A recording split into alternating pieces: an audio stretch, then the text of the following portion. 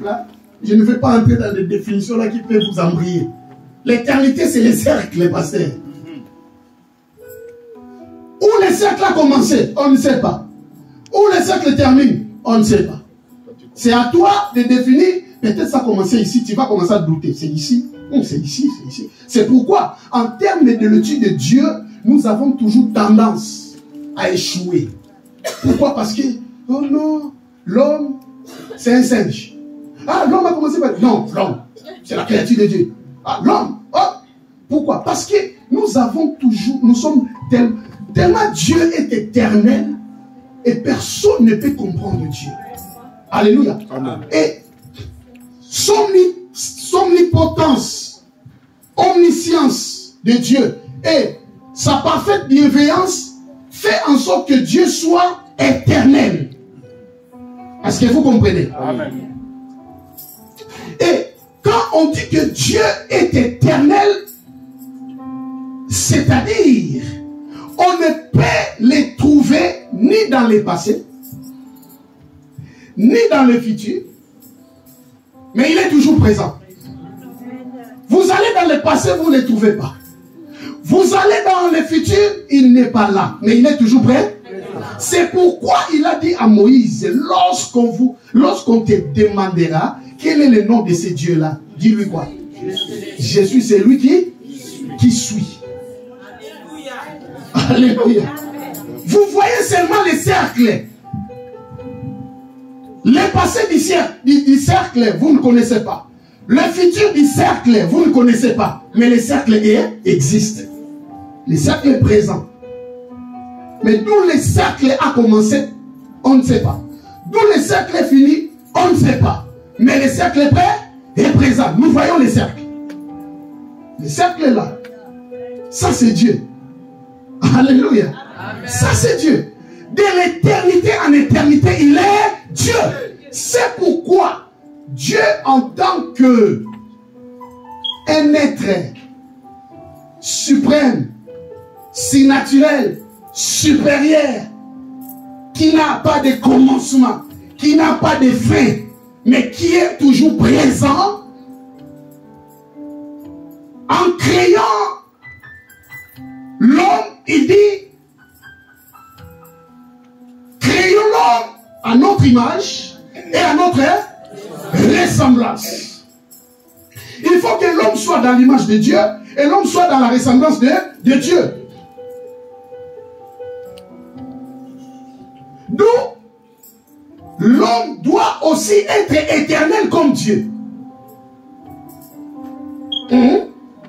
L'homme est créé dans l'idée de vivre éternellement comme un Dieu.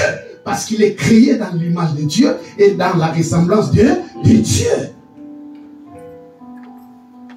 C'est pourquoi quand l'homme a péché, l'homme a perdu cette qualité de vivre éternellement, cette qualité d'être un homme éternel, il a fallu un prix à payer. C'est pourquoi Jésus-Christ est descendu, il est mort sur la croix pour nous racheter du péché et de la mort, afin que nous vivions éternellement. Jusque-là, vous comprenez. Amen. Alléluia. Amen. Alléluia. Amen. Donc, les plus grandes merveilles que nous avons à ce Dieu-là, c'est que, en tant comme un Dieu éternel, il veut que l'homme soit éternel.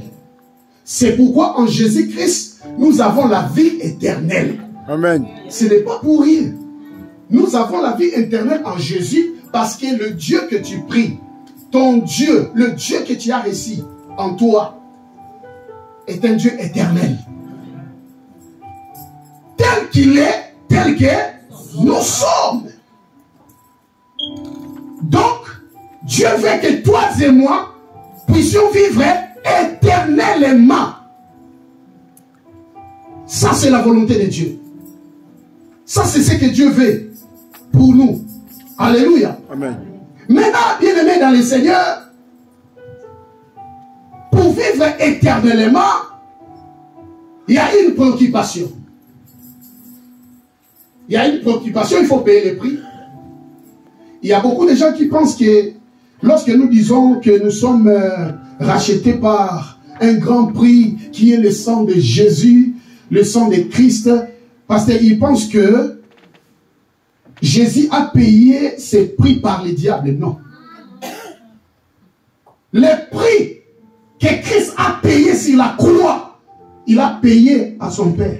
C'était Dieu qui avait besoin du sang. Ce n'était pas le diable. Amen. Alléluia. Amen.